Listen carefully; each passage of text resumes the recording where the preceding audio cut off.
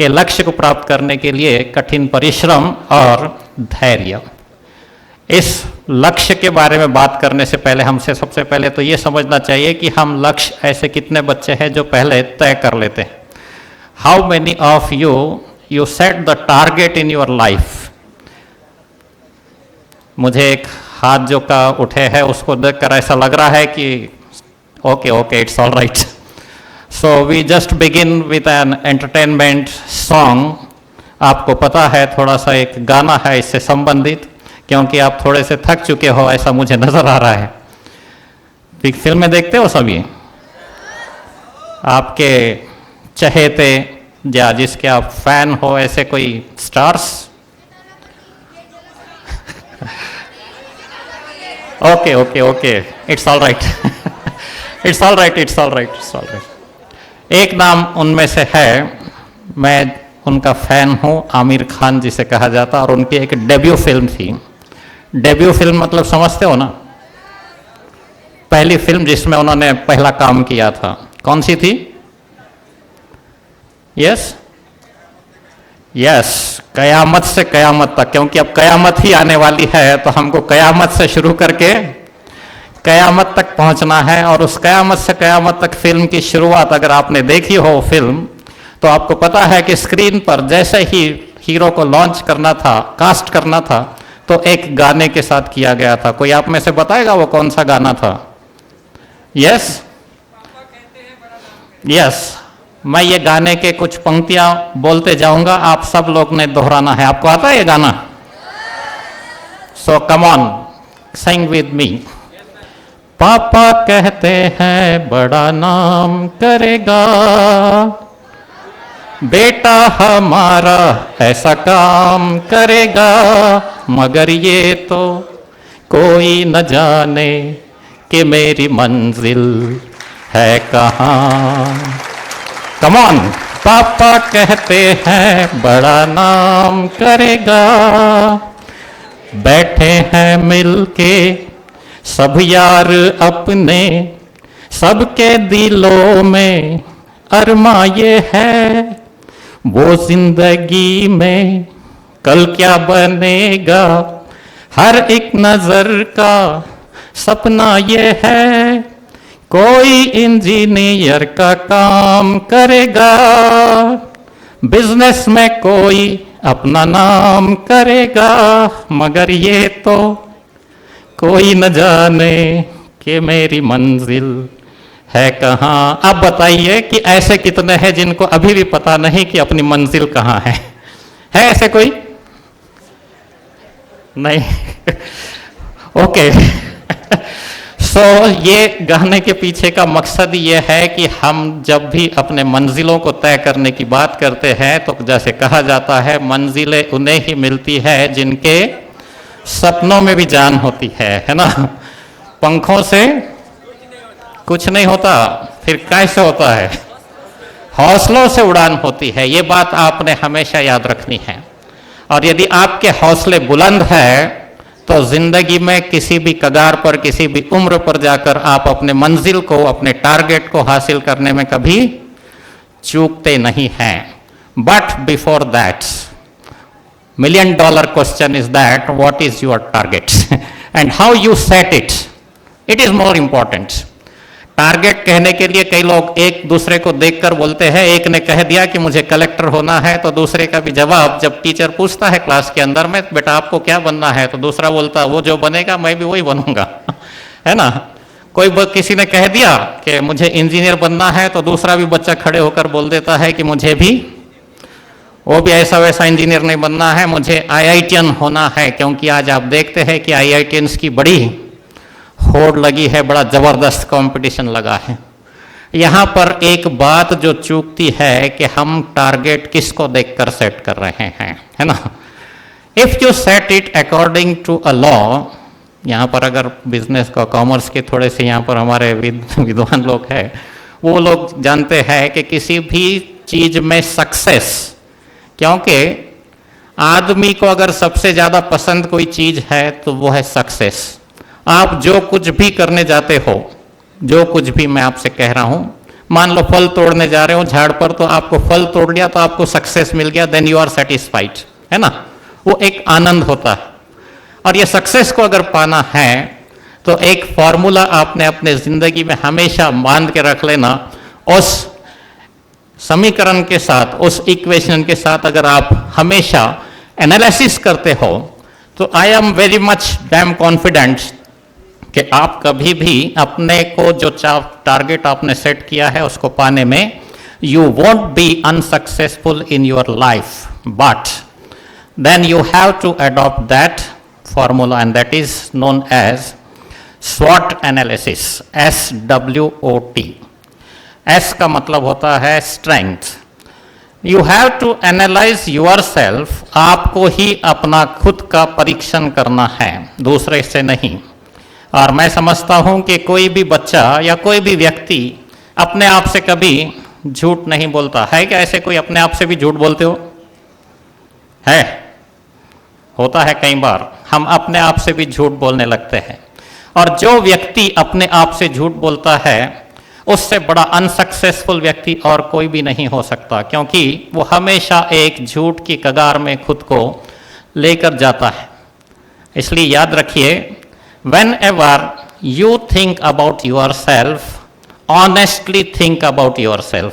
हम दूसरों को देखकर बहुत जल्दी कमेंट करते हैं, हमारी एक आदत है। दिस इज ह्यूमन टेंडेंसी जिसको हम कहते हैं। और बड़ी क्वालिटीज हमारे अंदर होती है। सामने से कोई भी व्यक्ति गुजर जाए, उसने पूछा या ना पूछे, मुफ्त की एडवाइस और मुफ्त का कॉम्प्लीमेंट बड़ा अकड़ता है यार, है ना। खुद को बड़ा हीरो समझता है यार, खुद को बहुत होशियार समझता है यार। किसी ने पूछा नहीं पर फिर भी हम अपने कॉम्प्लीमेंट्स, अपनी राय वहां पर रखने में कभी चूकते नहीं हैं। मेरा आपसे एक ही मशवरा है, दूसरों के लिए जितनी आप मेहनत कर रहे हो सोचने के लिए, थोड़ी सी मेहनत अपने ऊपर कभी कर लेना। और अपने ऊपर करते वक्त ही सोचना कि किस चीज में मैं स्ट्रांग हूं, what can I do in a better way. मैं जो चीज को अच्छे से कर सकता हूं, दैट इज योर स्ट्रेंथ। और स्ट्रेंथ में आप अगर खुद को पाओगे कि आप अगर खेल कूद में अच्छे हो, तो definitely you set your mind. क्योंकि अल्टीमेटली अगर हम टारगेट को अचीव करने की बात करते हैं तो mindset is the most important thing. Mindset जब तक आपका पक्का नहीं है कि मुझे ये करना है, तब तक आप अपने आप को उस टारगेट को अचीव करने में खुद को उसके साथ में इन्वॉल्व नहीं करते या डेडिकेशन नहीं करते। तो इसलिए टारगेट सेट करते वक्त खुद को अच्छे से पहचानिए और खुद को पहचानने के बाद देखिए कि व्हाट सब्जेक्ट, ऐसा कौन सा विषय है जिसमें आप बेहतरीन कर सकते हो या सबसे बेस्ट कर सकते हो, अपने ज़िंदगी का सबसे बेस्ट दे सकते हो। किसी ने कह दिया कि मैं अपने बच्चे को IITian बनाना चाहता हूं और उसके बच्चे के अंदर में अगर मैथमेटिक्स जैसे सब्जेक्ट को लेकर कहीं कुछ नज़र ही नहीं आ रहा और वो बड़ा कमज़ोर चलता है, will it be possible for that student to be an IITian? क्या वो हो पाएगा? I am not getting your answers. अब लगता है कि अब भूख लग रही है।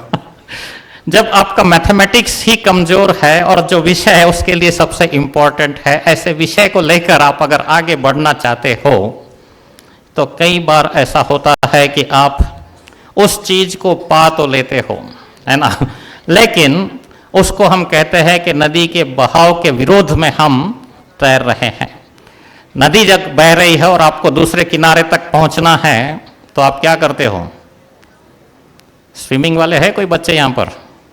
यस, आप नदी के बहाव के साथ होकर सामने वाले किनारे तक पहुंचने की कोशिश करते हो, क्योंकि उसमें समझदारी है।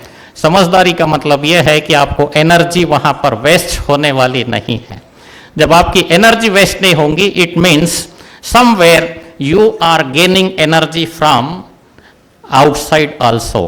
बाहर से भी कहीं ना कहीं आपको कुछ एनर्जी वहां पर मिल रही है, और दोनों एनर्जीज को मिलाकर हम अपने दूसरे किनारे तक पहुंचने का जो प्रयास है उसको जब करते हैं तो नेचुरली इजी वे में हम वहां तक पहुंच जाते हैं।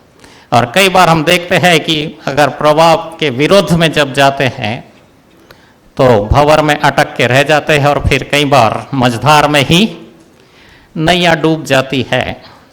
इसके पीछे का मेन कारण एक ही था कि हमने अपनी ताकत को पहचाना नहीं और उसको हमने ठीक से नहीं समझा। तो इसलिए आप जब कभी भी अपना टारगेट सेट करने की बात कर रहे हो तो आप हमेशा सबसे पहले ये सोच लीजिए कि what is the thing you are best at. जो भी चीज आप सबसे अच्छी कर सकते हो उसको पहले समझ लीजिए एंड गो विद इट, वो आपके लिए ब्रह्मास्त्र होगा। Second thing, always analyse yourself. Strength ही एक चीज नहीं है, तो आपके अंदर कई बार कमजोरियां भी हो सकती है। हर व्यक्ति में एक ताकत होती है, उसके साथ उसकी अपनी खुद की कमजोरी होती है ना। तो जो कमजोरी है उसको कभी छोड़ मत देना। You always analyse about your weaknesses and try to rectify your weaknesses as soon as possible. जो कुछ भी आपकी कमजोरियां होगी उसको थोड़ा सा जल्दी से पहचान लीजिए और उसके ऊपर क्या अल्टरनेट्स है, क्योंकि आज का जो ज़माना है कैसा है, वो आपकी मुट्ठी में है ना। किसने कर दिया उसको आपके मुट्ठी में? किसने किया? आई am not getting your answers. Mobile. और ये मोबाइल में जब उसने मुट्ठी में करने से पहले स्लोगन दिया था, ऐसे ही आपके मुट्ठी में लाकर पकड़ा नहीं दिया। उसने कहा था कि एक दिन ऐसा होगा जब मैं सारी दुनिया आपके मुट्ठी में लाकर थमा दूंगा, है ना। कर लो दुनिया मुट्ठी में। किसने कहा? कौन से मोबाइल ने कहा? मोबाइल यूज करते हो तो पता होना चाहिए, है ना। यस,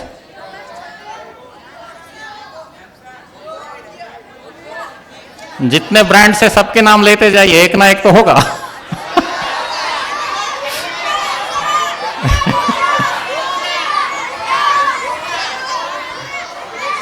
वो था जियो, और उसने कहा कि उसके साथ जियो, है ना। उस जियो मोबाइल ने ये स्लोगन देते वक्त कहा था कि कर लो दुनिया मुट्ठी में, और उसने सिर्फ कहा नहीं, आपकी दुनिया को मुट्ठी में लाकर खड़ा कर दिया।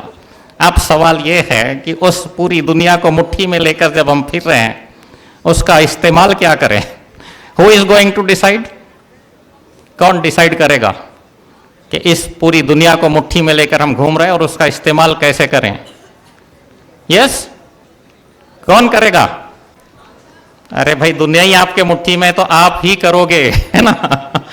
समझ रहे हो? It means whatever you are weak at, जहां पर भी आपकी कमजोरियां हैं उसका सॉल्यूशन लेने के लिए आप अपने स्मार्टफोन्स का इस्तेमाल कर सकते हैं, क्योंकि आज ज़माना पूरा स्मार्ट है। फ़ोन को स्मार्ट रखने का नहीं, स्मार्टफोन को अपने पास रखकर खुद को स्मार्ट बनना है। Then it is useful. समझ रहे हो?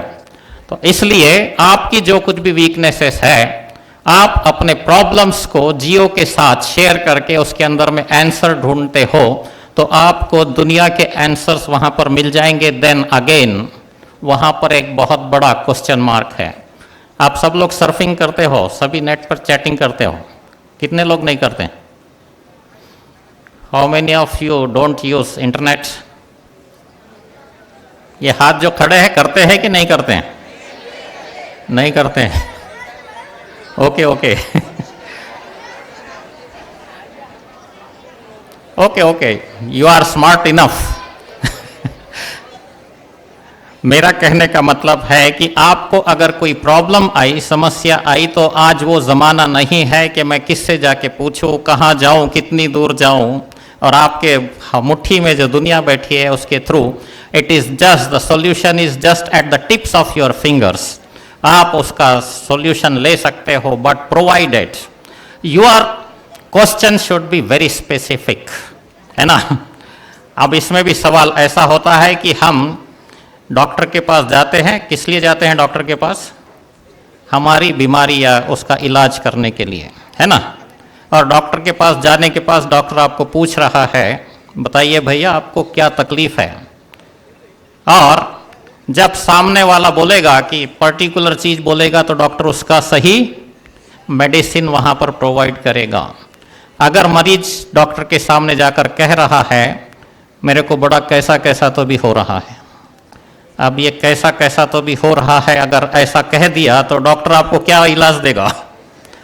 उसके पास फिर नंबर ऑफ टेस्ट्स होंगे, वो बोलेगा आप ऐसा करो, स्कैन भी कर लो, सोनोग्राफी भी कर लो, एमआरआई भी कर लो, है ना। इसके साथ एक काम करो, ब्लड टेस्ट भी कर लो, आपका सारा कुछ टेस्टिंग होने के बाद फिर मैं आपको उसका क्या सॉल्यूशन है ये बताऊंगा, है ना। वही अगर आप सीधे कहते हो कि बड़ी देर से मुझे पेट में दर्द हो रहा है, तो देन गैस्ट्रोएंटरोलॉजिस्ट की तरह वो आपको ट्रीट करना डायरेक्टली वहां से शुरू करेगा, क्योंकि you are at the point. कहने का मतलब आप खुद की समस्या भी बताते हो, तो क्या समस्या है उसको पहले समझिए और उसको वेरी क्लियरली बताइए, तो उसका सॉल्यूशन होगा।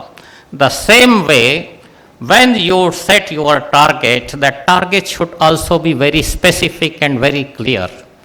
जब तक हम देखते हैं कई लोग तो ऐसे होते हैं कि हम बस साथ में हो लिए और देखते हैं कि आगे चलकर ये हमें प्राप्त होता है कि नहीं होता है, लेकिन आज के डेट में बड़ा अवेयरनेस होने की वजह से हम देखते हैं कि बच्चे बहुत अर्ली स्टेज में अपने टारगेट्स को सेट कर रहे हैं, ये अच्छी बात है। But when you are setting your target, don't forget you should be with your strength points. आपके पॉइंट्स जहाँ पर स्ट्रेंथ में है वही पॉइंट्स के साथ आप आगे बढ़िए, then success will be yours. तभी सफलता जो है वो आपकी होगी, वो आपके कदम चूमेगी। ये सब चीज़ों को करते वक्त, टारगेट को सेट करते वक्त मैं जो आपको बता रहा था, strength, weakness, third is O, that is known as opportunity. Opportunity is a very big thing. इसके बारे में विचार करके ही अपने टारगेट को आप सेट करेंगे तो मैं समझता हूं कि जिंदगी में कभी आप असफल नहीं होते हुए आपको पाएंगे। आप ऐसे चीज को लेकर चलना चाह रहे हो जिसमें अपॉर्चुनिटी नहीं है। अपॉर्चुनिटीज के बारे में एक बड़े बहुत फिलोसोफर ने बड़ी अच्छी बात कही, opportunities they come in disguise. Disguise का मतलब होता है अदृश्य स्वरूप में, वो हर एक के जिंदगी में आती है, इट नॉक्स योर डोर। लेकिन कुछ बहुत गिने चुने लोग होते हैं, उस डोर को वो पहचानते हैं, अपॉर्चुनिटी को पहचानते हैं, और जिसने अपॉर्चुनिटी को पहचाना वो अपने ज़िंदगी में बहुत सफल हो गया। सो अपॉर्चुनिटी अगर आपको अवेल करनी है, you have to work hard and you have to have ample knowledge about the circumstances and your environment. आज जो कुछ भी चल रहा है उसके बारे में पूरे सचेत रहना चाहिए, तब जाके आप अपॉर्चुनिटीज़ है कि नहीं है ये तय कर पाते हैं। अगर कोई ऐसा मैं आपको बताऊं कि अंधेर नगरी में जाकर अगर हमने आपको बोला कि मैं अपनी एक चश्मों की दुकान लगाना चाहता हूं, ऐनक बेचूंगा, क्या होगा? चलेगी वो? Yes? Not getting the answers. हाँ नहीं बेच पाएगा, क्योंकि हमें पता है कि अंधों को ऐनक की ज़्यादा ज़रूरत नहीं है। But then again some people they accept the challenge. वो बोलता है ठीक है, अंधे के नगरी में भी जाकर मैं चश्मे बेच सकता हूँ, that is the challenge, accepting the challenge. अगर ये वृत्ति, that attitude if you are having in yourself, अगर आपके पास वो वृत्ति है तो then you can move ahead, आप बिल्कुल आगे बढ़ सकते हो, there is no doubt about it. But don't overestimate yourself and never underestimate yourself. ये बात उतनी ही सही है। आप इसलिए कैलकुलेटेड वे में अगर रिस्क लेते हो किसी भी बात के लिए, तो वहाँ पर आपके कैलकुलेशंस में ज़्यादा फर्क नहीं होना चाहिए।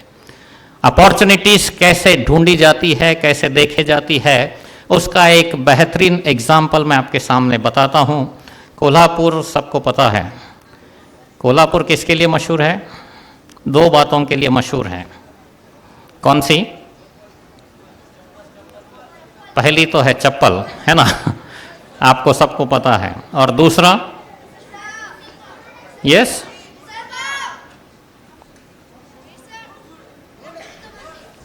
नहीं, एक महालक्ष्मी टेम्पल है वहाँ पर। जैसे हमारा नांदेड़ में गुरुद्वारा है वर्ल्ड फेमस, वैसे ही एक बहुत world famous Mahalakshmi temple Kolhapur में है। और एवरी डे, हर दिन तकरीबन 2000 से 3000 भाविक भक्त लोग वहाँ पर विजिट करते हैं। हमें पता है कि बिजनेस का जब भी नाम लिया जाए तो एक कम्युनिटी, मैं किसी कम्युनिटी को टारगेट करके या पर्सनली नहीं बता रहा हूँ, but Gujarati people they are known for business, है ना।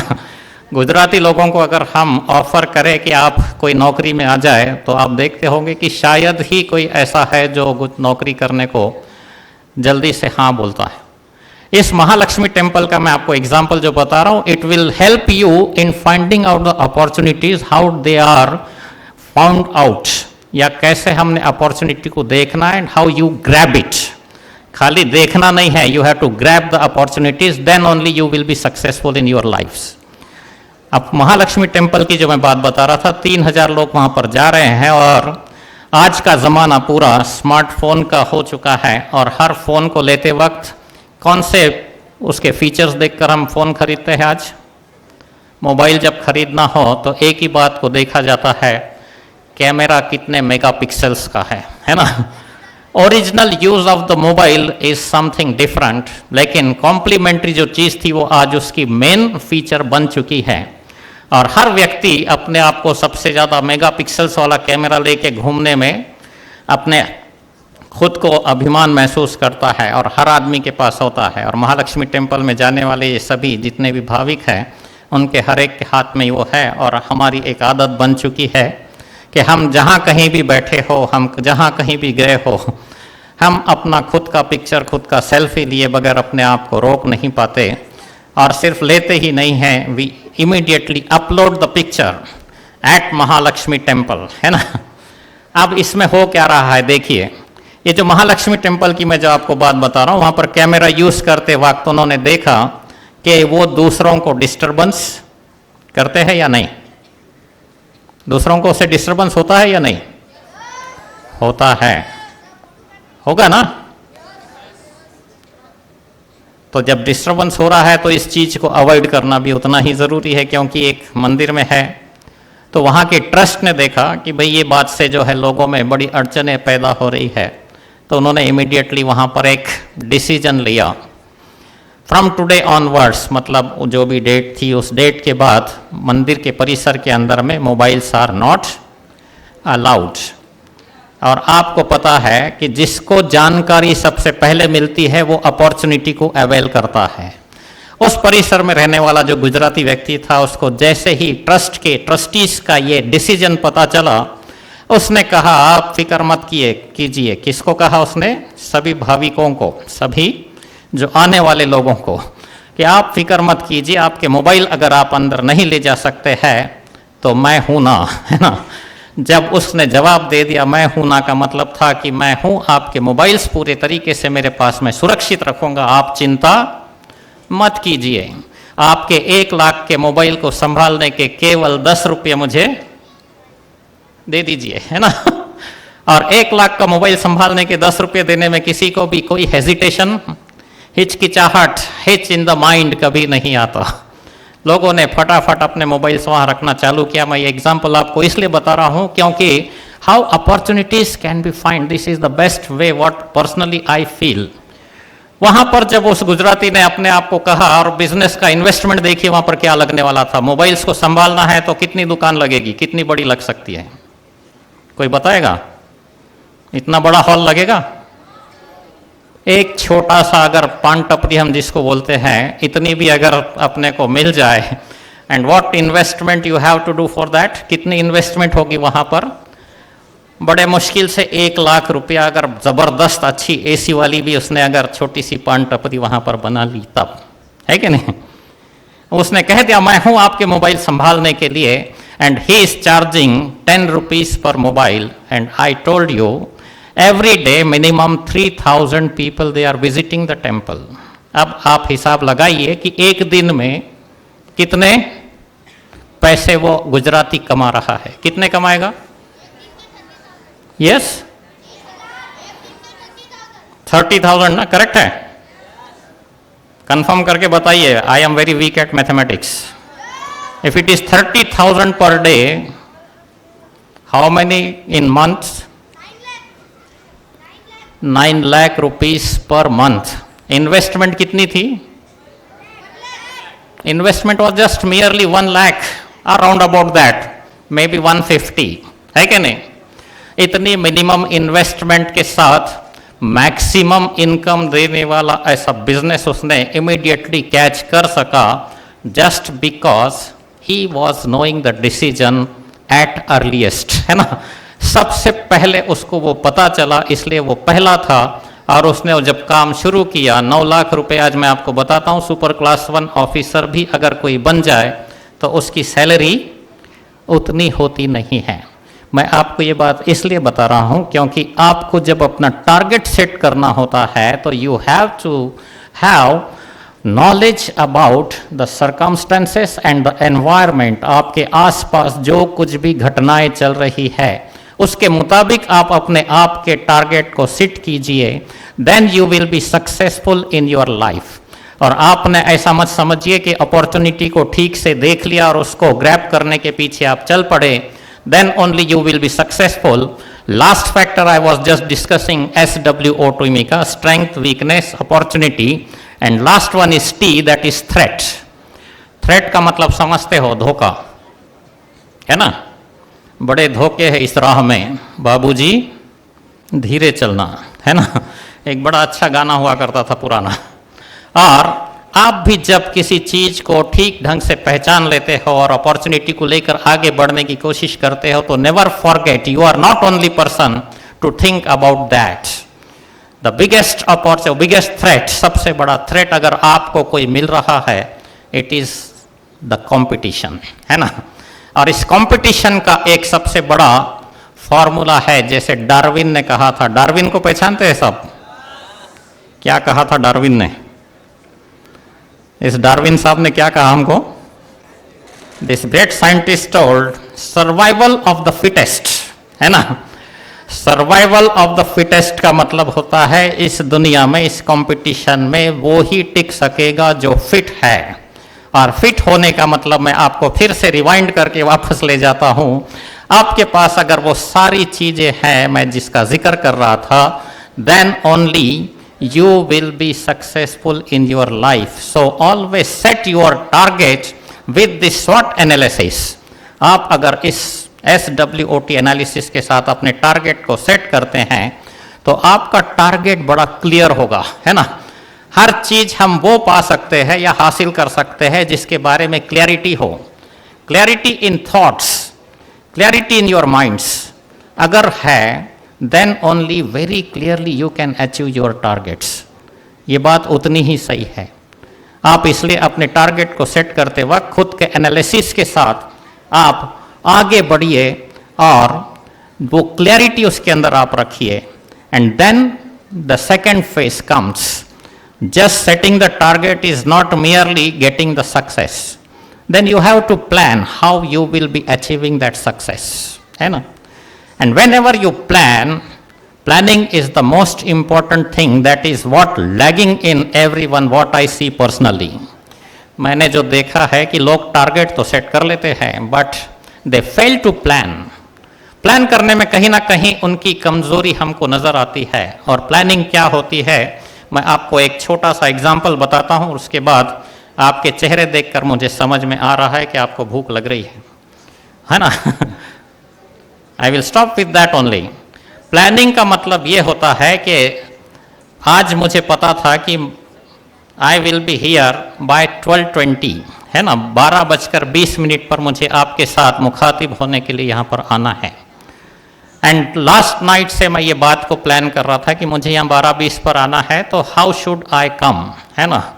मैं कब निकलूंगा, कब पहुंचूंगा, कैसे आऊंगा? या फिर एक दूसरा एग्जांपल हम लेकर अगर देखते हैं, आप लोग कहीं अभी वैकेशन जाने का प्लान कर रहे होगे। कहाँ जाने का प्लान है आपका वैकेशंस में? Yes, destinations Manali, Dubai, very good. Now you have fix your destination, okay. आपको अगर, हाँ यस, हाँ गोवा जाना चाह रहे हो? कितने वो लोग गोवा जाने चाह रहे हो? Yes, you want to go to Goa? Stand up. आप गोवा जाना हो तो कैसे जाओगे? You have to plan what's that expected, है ना। अब जब हमें गोवा जाना है तो then we will be finding the ways how we can go to Goa. ये हमारा पहला प्लान का सबसे बड़ा एलिमेंट है। These are the factors that you have to analyse, उसके ऊपर धीरे धीरे काम करना है। गोवा बहुत दूर है, मैं समझता हूँ जो गरीब बच्चे हैं वो यहाँ से औरंगाबाद जाकर भी अपने वैकेशन को मनाना चाहते होंगे, ऐसे भी कुछ है। लेकिन औरंगाबाद तक भी जाना कितना कठिन है आप आज के डेट में देख लीजिए। आपको देखना पड़ेगा कि आपको जाना कब है, पहुँचना कब है, वापस आना कब है, जाना कैसे है, कौन से ट्रैवलिंग से आप खुद को कम से कम पैसों में वहाँ तक अपने डेस्टिनेशन तक पहुँच पाओगे। कहने का मतलब एक छोटा सा सफ़र अपनी ज़िंदगी का एक दिन का भी अगर करना हो तो you are planning about it. Then when you are setting the target about your life, आपके खुद की ज़िंदगी के टारगेट को जब आप सेट कर रहे हो तो never forget your plan should be full proof, है ना। इस प्लान को करते वक्त आप पूरे बातों को, फैक्टर्स को समझकर, उसके ऊपर एनालिसिस कर कर, कैलकुलेट कर कर अगर आप अपने टारगेट को सेट करते हैं तो naturally then there is a possibility, मैं फिर से कह रहा हूं कि आई एम नॉट श्योर कि you will be achieving the target, but what you are doing indirectly, you are just increasing the possibilities to achieve your target. Increasing the possibilities to achieve the target, it ultimates indicates that you are going to achieve the target. समझ रहे हो, किसी चीज को पाना है तो उसके करीब जब हम पहुंचते हैं तो जैसे जैसे करीब पहुंचोगे आपके अंदर एक जज्बा निर्माण होगा कि yes I can do it. और ये yes I can do it जो है, ये सेल्फ कॉन्फिडेंस जब आपके अंदर जनरेट होता है तो नेचुरली दुनिया की कोई ताकत आपको अपने टारगेट को, सेट किए हुए टारगेट को पाने से आपको कभी भी वंचित नहीं रख सकती। हम देखते हैं क्रिकेट के मैचेस, आईपीएल देख रहे हो सब लोग, वेरी गुड। जैसे जैसे स्कोर आगे बढ़ता है, कोई बैट्समैन का, रियल पंजाब किंग्स का ये अभी हाल में जो ओपनर बैट्समैन है, क्या नाम उसका, देखिए उसकी बैटिंग आपने, how confidently he was playing in that match. उसको जैसे जैसे स्कोर आगे जा रहा था, हर बॉल पर वो सिक्स मारने की कोशिश कर रहा था, क्योंकि he was set on the field, है ना। और ये सेट ऑन द फील्ड का मतलब है he was damn confident about every ball that will come his way. और यही बात, ये कॉन्फिडेंस अगर आपके अंदर है then naturally no one can stop you. उसको भी उस दिन कोई नहीं रोक पा रहा था। वैसे ही आप भी अपने लक्ष्य को ठहराइए, कठिन मेहनत के साथ अगर आप उसको पाने की कोशिश करते हैं, मैंने जिन बातों का आपसे जिक्र किया उसको सारों को एनालिसिस कर कर अगर आप चलते हो तो I am very much sure कि आप अपने टारगेट को अपनी ज़िंदगी में हमेशा पाने में कामयाब रहेंगे। आखिरी में कहा गया कि इसमें सब चीज़ें करते वक्त एक चीज़ बहुत इंपॉर्टेंट होती है, and that is decision making. हम सब कुछ कर लेते हैं और ऐन वक्त पर जब निर्णय लेने की बात आती है तो हम कई बार दुविधा में होते हैं, you are in a dilemma. So हमेशा एक बात याद रखिए, रोहित शर्मा को आपने देखा है आउट होते हुए? कैसे आउट होता है रोहित शर्मा? रोहित शर्मा की एक strength, I will just finish up with Rohit Sharma only, ज्यादा टाइम नहीं बिठाऊंगा आपको। रोहित शर्मा की एक जो स्ट्रेंथ है, व्हाट आई फील, उसको जैसे ही ऑफ स्टंप पर ऑफ राइज बॉल मिलता है तो वो उठाकर उसको कवर्स के ऊपर से सिक्स मारने की हमेशा उसकी कोशिश होती है ना। And that is his weakness also, क्योंकि सामने वाली टीम ने देखा कि अगर रोहित शर्मा को आउट करना है तो इसको ऑफ स्टंप पर बॉल डाल दिए, ये टेम्प्ट होगा, लालच में आएगा और उठाकर मारने की कोशिश करेगा। और naturally we have seen him getting out in the same way. देखिए जो स्ट्रेंथ है वो ही आपकी वीकनेस भी हो सकती है। देन उसके लिए छोड़ देंगे क्या? छोड़ा नहीं। You have analysis. आपने ड्रेसिंग रूम में बैठ के बार बार उसको देखा कि अगर ऐसा बॉल आता है तो आपको कैसे खेलना है। सो सेम वे मैं आपको यही बताता हूं कि आपने अपने टारगेट को सेट कर लिया, then naturally you go with the analysis, go with the determination. आपके सेल्फ कॉन्फिडेंस के साथ आप जाइए एंड डिसाइड, डिसीजन लेने में कभी वेदर टू प्ले और नॉट टू प्ले, या तो करो या तो मत करो। ये दो बातें जिंदगी में हमेशा याद रखो। जो लोग टू बी और नॉट टू बी के बीच में फंसे हुए रहते हैं, हमको उनको LBW आउट होते हुए देखा है। क्रिकेट के बहुत माहिर लोग यहाँ बैठे हैं, रणजीत सिंह जी चिरागिया। अगर बॉल आया है या तो खेलो या तो ना खेलो, तो ही फिर बात बनती है। अगर आपने उसको छोड़ दिया तो वो आपके पैर पर आके लगती है, एंड देन यू आर, आपकी विकेट वहाँ पर गिर गई। तो एक बार फिर से मैं आप सभी लोगों को, what ever target you set in your mind और इन योर लाइफ, उसके लिए आई wish you all the best. आप सभी को हार्दिक शुभकामनाएं देते हुए, क्योंकि जो दिया गया समय था वो समय मुझे आपको अनुमति नहीं देता कि मैं और आपसे ज़्यादा बात कर सकूं, और आपके चेहरे भी मुझे इस बात को अनुमति नहीं दे रहे हैं। क्या दे रहे हैं? नहीं दे रहे नहीं, दे भी रहे हैं तो मैं आपको भूखा रखना पसंद नहीं करूंगा, क्योंकि गुरबानी की एक बात आती है, भूखे पेट भक्ति न कीजिए, है ना। आपका अगर पेट भूखा है तो नेचुरली आपका आधा मन इधर और आधा मन उधर, और हम कोई भी काम आधे मन से नहीं करेंगे। इतना एक डिटर्मिनेशन आप मन में लेके चलिए। I wish you all the best once again. Navjot Foundation ने जो मुझे आपके साथ मुखातिब होकर अपने विचारों को यहाँ पर आपके साथ साझा करने का अवसर प्रदान किया, मैं नवजोत फाउंडेशन का और सभी नौनिहाल सिंह जी जागीरदार, उनकी सारी टीम का तहे दिल से आभार व्यक्त करते, आई wish you all the best. Thank you.